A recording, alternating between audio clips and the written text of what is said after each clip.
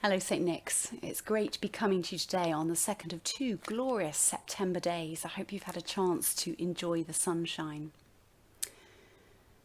This week we've been thinking about the question, what have we lost during these past few months?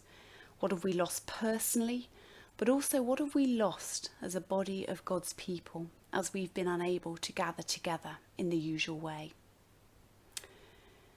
What I find when I prepare a sermon is that almost always there's something that I need to hear myself, or something new that I learn that's really helpful.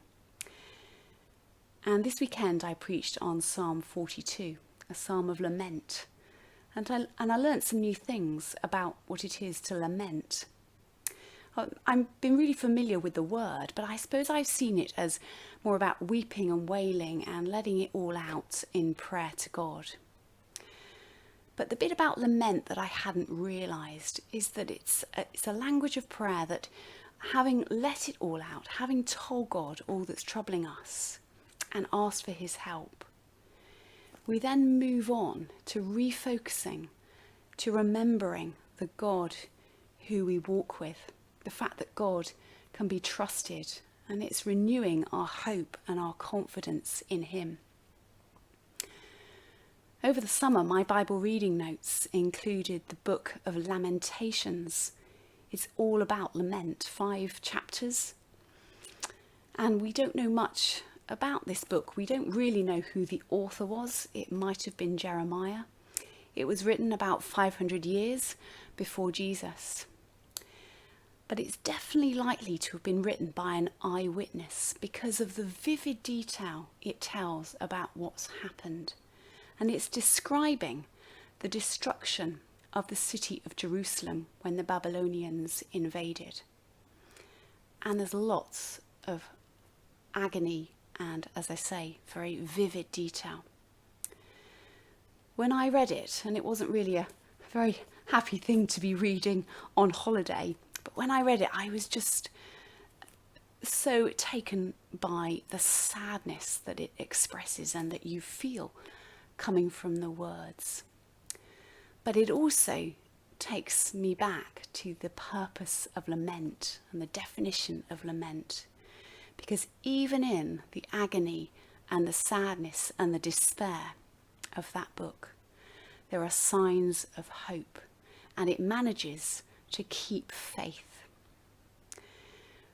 Right in the middle of the book, in the middle chapter, in chapter 3, are some verses I thought I would share with you today. They'll probably be quite familiar to you.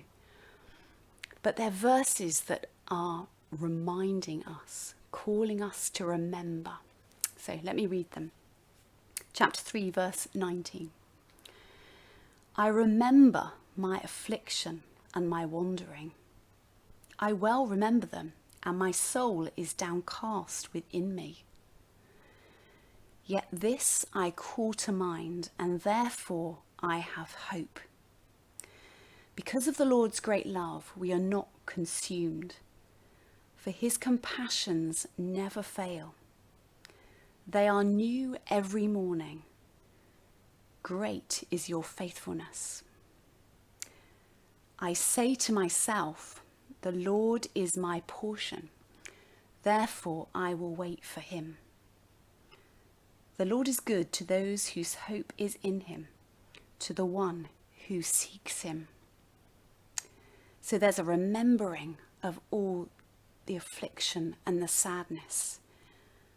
But then there's a reminder that the God we walk with is a God of great love, and his compassions never fail.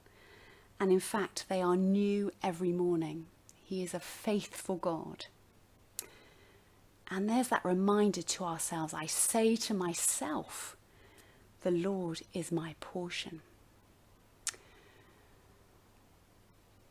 So in the midst of our sadness and in the midst of our uncertainty as these next weeks unfold, let's remember in the midst of it all the God that we walk with. Let's remind ourselves who he is and that he is faithful. God bless.